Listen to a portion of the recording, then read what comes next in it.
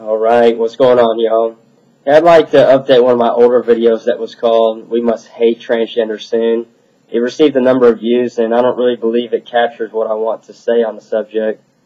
You know, it is kind of an abrasive title that might be misread by people out there, and it has nothing to do with hating people. It's really hating lies so that we can love the truth. And I want to look at Romans 12:9 first here that says, "Let love be without hypocrisy, abhor what is evil, cling to what is good."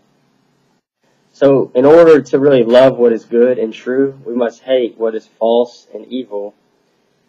And this channel has really been me documenting, just sharing with you sort of a personal journal of walking with God out of transgender bondage.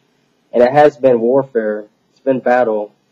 And the nature of warfare is that there is an enemy. You know, if we don't hate our enemy, we're not going to really be good soldiers. We're not really going to be able to have the intensity and be able to fight with any sort of resolve. We're going to be indifferent. And that's really where the danger lies in this battle. If we're on the fence and our affections are divided and we're kind of indifferent towards the enemy, towards sin, then when the temptation comes, we're going to easily succumb to it, because really it's easy to go after pleasure. And that's really where the danger is, because once we take pleasure in something that's wrong, then we basically make friends with it. We make peace with it.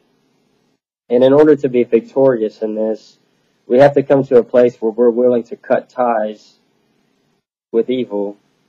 We're not going to have peace with it anymore. We're done with that. And this is really has nothing to do with what other people are doing, with what other people have decided. This is between you and God. This is between me and God. And in order to share His heart on this issue, we have to declare war on what He has stated in His Word He has no pleasure in. And really, if we decide to go after the transgender deception, we're basically declaring war upon our manhood. We're saying that we hate that part of ourselves. We hate manhood, and we're embracing the deception. So we have to make a choice. Either we're going to fight God, or we're going to fight against the lie. And my channel here is really just sharing with you what it looks like when you fight against the lie.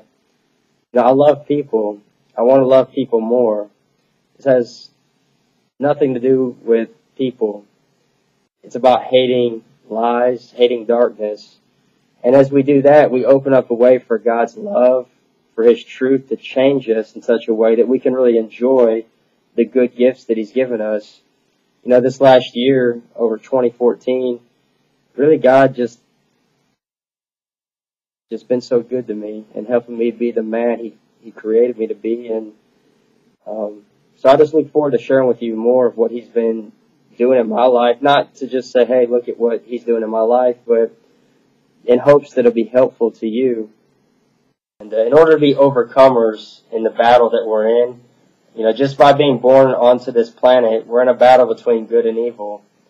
And the enemy, the devil, who seeks to bring men and women into captivity, really plays upon our fallen nature to bring us into his way of seeing things.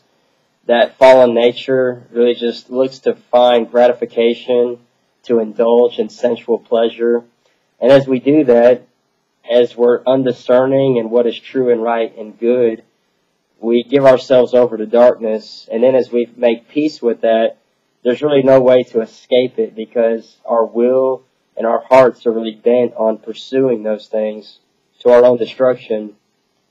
But my experience has been, as I've read God's Word and told the Lord, I really just want to do things your way. I want to enjoy and love the things that you love. And it's been a process of just painstakingly setting my face like flint against evil, hating what is evil, so that I might love what is good. And it is not easy, but certainly it's very rewarding as God changes us. And it's just important that we do take that stand. If any part of our heart and our affections are set on finding pleasure in what is evil, there's no way we're going to be able to stand when temptation really becomes almost overwhelming. So I just encourage you men out there that are fighting this battle with me to take this matter to prayer and really ask God to show you where it is in your heart that you've made peace with the enemy, where you've allowed sin to capture your heart in such a way that is truly what your heart desires. And as God shows that, He's more than willing to help us to align ourselves with Him. You know, as we're willing to be honest with Him, then He's able to meet us in that place and shine His light there. And my experience has been that as He changes us, those old things that had a grip upon us and those things that used to tempt us, we can take a stand against them, and we find a greater pleasure in things that were really inaccessible to us as we walked into deception. So I just encourage you men out there. I wish you a happy new year, and may the Lord bless you.